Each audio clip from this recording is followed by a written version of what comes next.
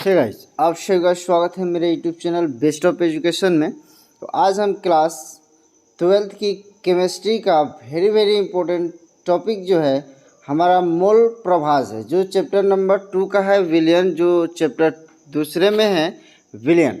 तो आइए हम उस विलियन की सबसे पहले उस विलियन की बात कर ले कि सबसे पहले हम जाने कि विलियन होता क्या है। ठीक है, उसके बाद से हम उसके टॉपिक्स के बारे में बताएंगे कि विलियन। सबसे पहले विलियन क्या होता है, तो याद रखें कि जब दो या दो से अधिक पदार्थ समान गुण वाले एक साथ मिल जाते हैं उसको हम लोग विलियन कहते हैं। और रही बात विलियन की, जिस लिखा है जैसे कि देखिए कि हमारे पास अगर मान लीजिए कि चीनी प्लस जल है, तो इन दोनों को घुलाएंगे तो हमारे पास एक विलियन बनेगा, जो हम लोग शरबत के नाम से जानते हैं। तो इसमें अगर हम बात करें तो विलियन दो चीज़ों से मिलके बना होता है। विलियन दो शब्दों से मिलके बना होता है। पहला होता है विलय, दूसरा होता है विलायक होता है। देखिए, यानी हमारे पास दो शब्द होते हैं जो विलय और प्लस विलायक से अगर हम बनाएं तो ये हमारा एक विलियन तैयार होता है, एक विलयन तैयार होता है। तो आइए हम सबसे पहले देख लें इसमें कि विलय क्या होता है और विलायक क्या होता है। तो विलायक वही होता है जो घुलने वाला पदार्थ होता है, उसको हम लोग विलय कहते हैं, और जिसमें घुलाया जाता है उसे विलायक कहते हैं। ठीक है, यानी विलय क्या होगा कि जो पदार्थ घुलाया जाता है उसको विलय कहते हैं, और जिसमें घुलाया जाता है उसको हम लोग विलायक कहते हैं। ठीक है, जैसे कि अभी हमने बनाया था कि शरबत, यानी शरबत में हमने घुलाया था, एक चीनी लिया था और दूसरा लिया था जल लिया था। तो इस चीनी हमारा विलय हो जाएगा क्योंकि जल के अंदर इस चीनी को घुलाया जाता है। ठीक है, और जल हमारा क्या हो जाएगा, विलायक हो जाता है कि जिसमें हमको घुलाया जा रहा है। तो अब देखिए कि अगर हम बात करें इसमें और एक शब्दों से बात करें कि हमारे पास जो चीनी होता है अगर ये कम मात्रा में हो तो तभी इसको हम लोग विलय कहते हैं, और जल ज़्यादा मात्रा में हो तो हम इसको विलायक कहते हैं। ठीक है, तो ये रहा हमारे कुछ विलयन की परिभाषाएं जो आप लोग समझ गए होंगे। तो आइए हम आगे बात करते हैं इसकी टॉपिक जो आप लोग के एग्ज़ाम में बहुत बार पूछा जा चुका है। इसका नाम है मोल प्रभाज। इस टॉपिक है मोल प्रभाज, यानी हम लोग कहते हैं मोल फ्रैक्शंस क्या होते हैं, इसको इंग्लिश में हम लोग कहते हैं मोल फ्रैक्शन।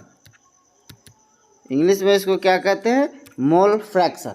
तो आइए हम देखते हैं कि मोल फ्रैक्शन क्या होता है। ठीक है, तो आइए हम इसकी परिभाषा की बात करें। सबसे पहले तो कह रहा है कि किसी विलियन के एक अवयव का मोल प्रभाज उस अवयव की मोल संख्या तथा विलियन में कुल मोलों की संख्या का अनुपात होता है।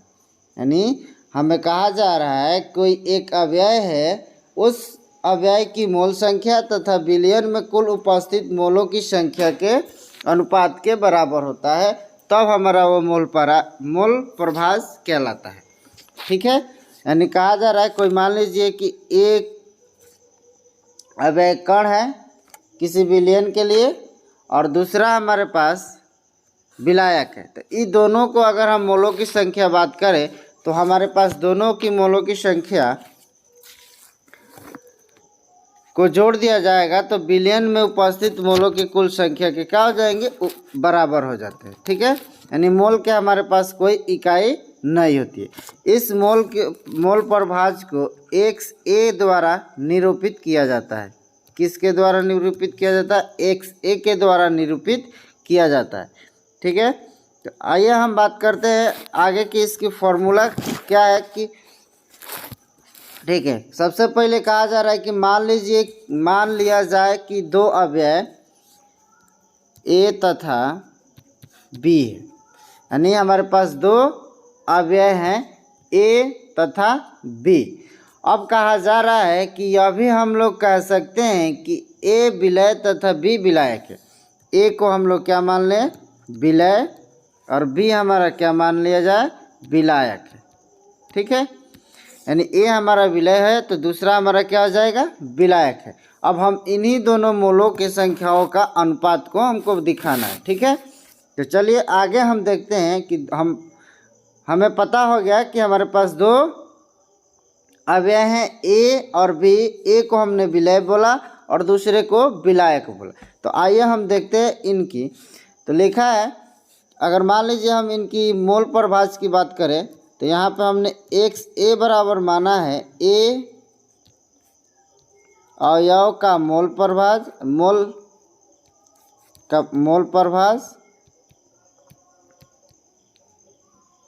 मोल प्रभाज और दूसरे को मान लीजिए एक्स बी बराबर हो जाएगा बी अवयव का मोल प्रभाज, ठीक है, मोल प्रभाज ये हो गया। तो आइए अगर हम बात करें आगे की तरफ तो ये दोनों देखिए, अब हम बात करेंगे एन, स्मॉल एन होता है जो होता है ए अवयव का मोल संख्या होता है। क्या होता है, मोल संख्या होता है। किसके लिए होता है, तो ये हमारे पदार्थ जो हमने लिया है इस ए के लिए एन बराबर होता है मोलों की संख्या होता है, ठीक है। और बड़े एन की बात करें तो ये होता है बी अवयव का मोल संख्या के बराबर होता है, ठीक है।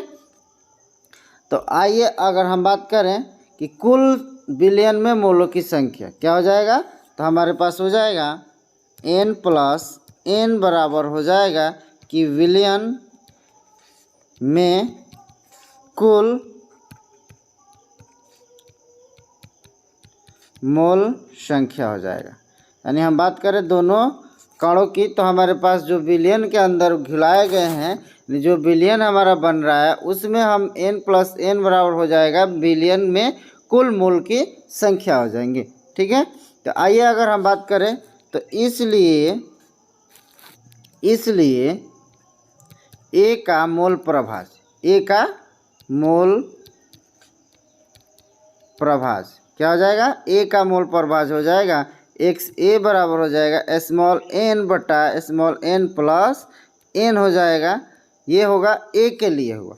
अगर हम दूसरी बात करें तथा एक्स बी का मोल प्रभाज हो जाएगा एक्स बी बराबर हो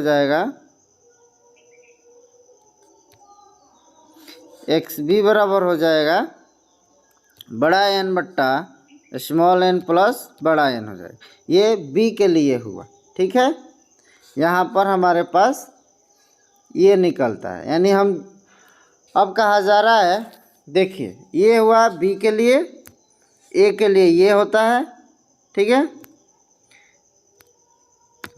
अब कहा जा रहा है, यहाँ पे याद रखने वाली एक बात है कि दोनों अवयवों के मोल प्रभाजों का योग, यानी हम मान लीजिए कि दो हमारे पास ये है, ये किसके बराबर होता है, एक के बराबर होता है। यानी एक अवयव ए है दूसरा है बी, यानी दो हमारा एक्स ए प्लस एक्स बी बराबर हो जाता है 1, यानी दोनों का योग हम लोग करेंगे तो एक के बराबर होता है।